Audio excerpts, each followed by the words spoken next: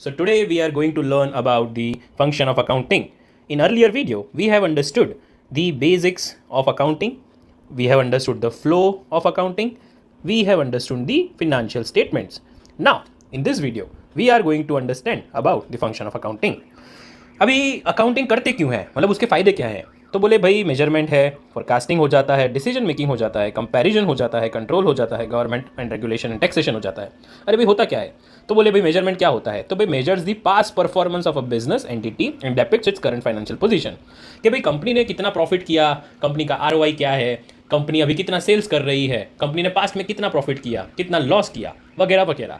Now about forecasting, forecasting क्या होता है? तो भाई ये फ्यूचर परफॉर्मेंस भी इंडिकेट करता है कि भाई लेट्स से कंपनी का जो सेल्स है अभी घटा हुआ है, तो उसका रीज़न क्या है और उसका फ्यूचर पे इम्पैक्ट क्या आएगा। लेट्स से प्रॉफिट अभी भी डाउन है, प्रॉफिट बढ़ रहा है, तो कितने परसेंटेज से बढ़ सकता है। All this data comes from the accounting.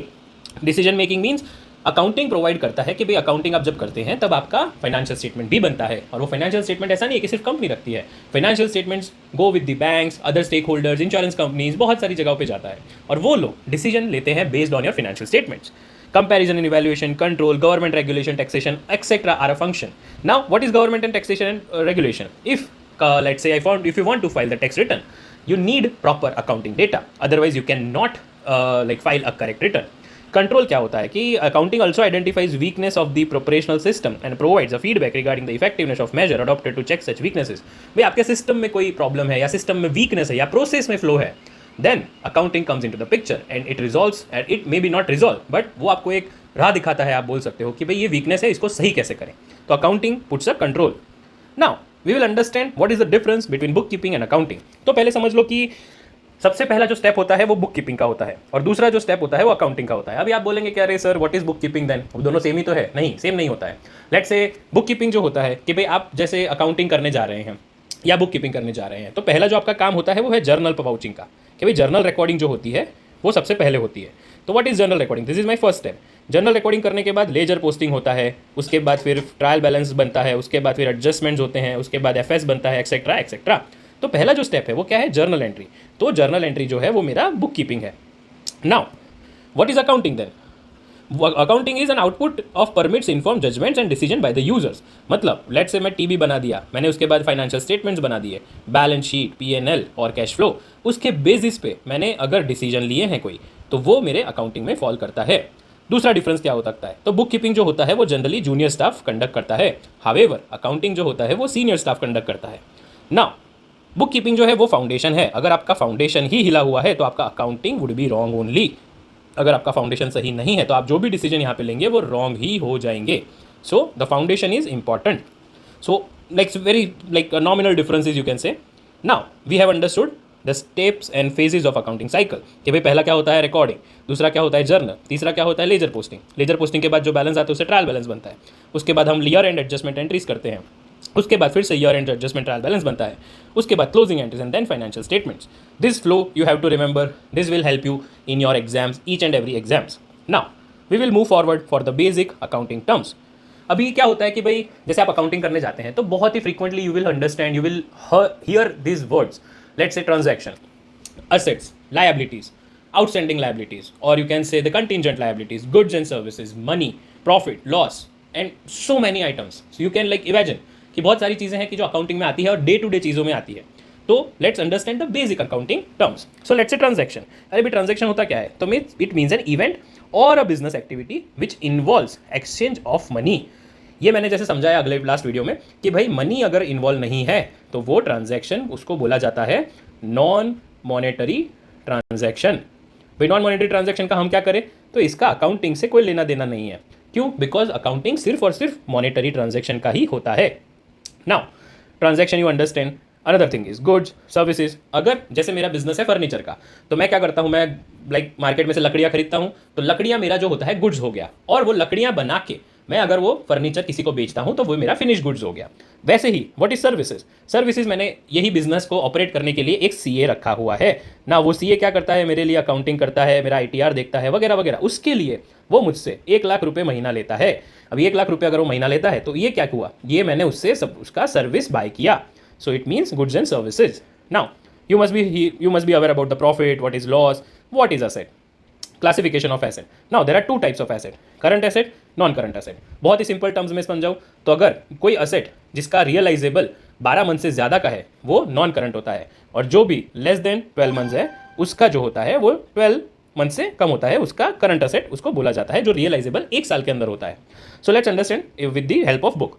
So, current asset can be classified only if expected to be realized in intended for sale or consumption in the company's normal operating cycle, such as inventory. This is your current asset. It is held primarily for the purpose of being traded. Again, inventory. It is due to realize within 12 months after the reporting date. Cash or cash equivalent unless it is written being exchanged or used settle liability for at least 12 months after the reporting date. We will understand details into the next video. Now, this is the way you understand the current asset. Wow, what is non-current asset? All these things if they are more than 12 months. Example, machinery held for long term. Let's say आपने machinery रखा हुआ है अपने business में, तो वो cell के लिए नहीं है, तो वो आपका नॉन करंट असेट हो जाता है. So hope you understand this very basic thing.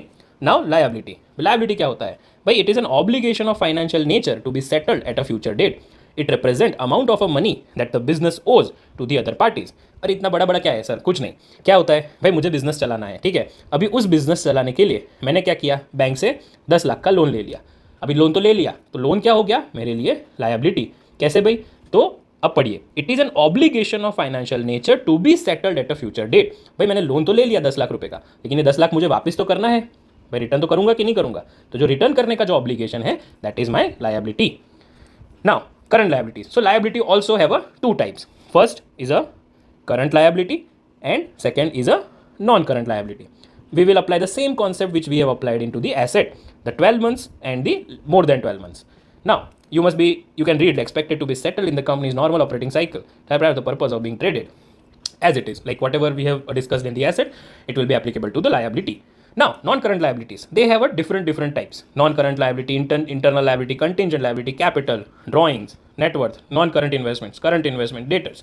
See, these all are different types of basic accounting terms. भाई internal liability क्या होता है कि भाई capital reserve, undistributed profits. Contingent liability means ऐसी लायबिलिटीज जो अभी नहीं है लायबिलिटी, लेकिन हमको लग रहा है कि भाई फ्यूचर में वो लायबिलिटी कन्वर्ट हो सकती है.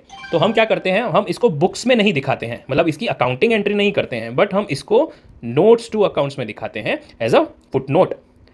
ना what is capital? Capital is amount invested by the owner of its company. भाई मैं किसी कोई बिजनेस कर रहा हूँ and I am introducing let's say 1 lakh rupees into the business, तो that 1 lakh will become my capital. What is drawing? अभी भाई मैंने 1 लाख निकाला, मैंने बिजनेस में डाला, लेकिन मुझे भी महीने का खर्चा तो चाहिए कि नहीं चाहिए? मेरा भी तो घर चाहिए, मेरे को भी तो घर चलाना है. तो जो ड्रॉइंग है it is basically the amount withdrawn from the business by the owners. It is called, you can से, drawing. See, when in the life insurance premium of the proprietor or a partner of business is paid from the business cash, it is called the drawing. कोई भी personal खर्चा अगर partner का अगर business में से पे होता है, that is basically your drawings. Now what is net worth? Company के केस में net worth means shareholders fund. भाई what is shareholders fund? तो बोले share capital plus reserves. Now proprietor के केस में क्या होता है? तो बोले भाई उसका जो कैपिटल है वो plus profit and loss account, ये उसका नेटवर्थ होता है. नॉन करंट इन्वेस्टमेंट, भाई दोज आर इन्वेस्टमेंट जो हमने लॉन्ग टर्म के लिए रखे हैं, मतलब लेट्स से कि मैं उस इन्वेस्टमेंट को एटलीस्ट 12 महीने तक नहीं बेचूंगा. So those investments are called non current. Against उसका करंट इन्वेस्टमेंट जो मैंने हेल्ड फॉर सेल रखा हुआ है उसको मैं करंट इन्वेस्टमेंट बोलूंगा. डेटर मीन्स जिसको मैंने अपना माल बेचा हुआ है. लेट्स से मैंने किसी को अपना फर्नीचर बेचा 10,000 रुपये का मिस्टर एक्स को, तो mister X will become a debtor. Now the mister X has a liability to pay me, कि भाई उसको मुझे 10,000 रुपये देना ही है फ्यूचर में, तो मेरी बुक्स में x will be debtor. So I hope this is very easy terms we are discussing right now. You can see the debtor have also like 3 types: good dates, doubtful dates, bad dates. Now good dates, भाई जो मेरा पता ही है कि भाई मेरे अच्छे debtors हैं, मुझे पैसा मिल ही जाने वाला है. What are doubtful dates? कि भाई लग रहा है कि यार पैसा नहीं आएगा या आएगा तो भी आधा आएगा. That is called a doubtful dates. Bad dates, भाई ये तो कंपनी ही डूब गया है, अभी मुझे उसका पैसा नहीं मिलने वाला है. These are called bad dates. So as it like we are going forward for other terminologies: fictitious assets, wasting assets, creditor, capital expenditure, revenue expenditure, balance sheet, profit and loss account, trade discount, cash discount. You must be aware about all these terminologies. So I hope this video makes you like little bit knowledgeable about the basic accounting terminologies. If you have any doubt, you can connect with me on this comment section or email ID I have mentioned in my bio. So we'll next start with the topic of journal entry. Thank you.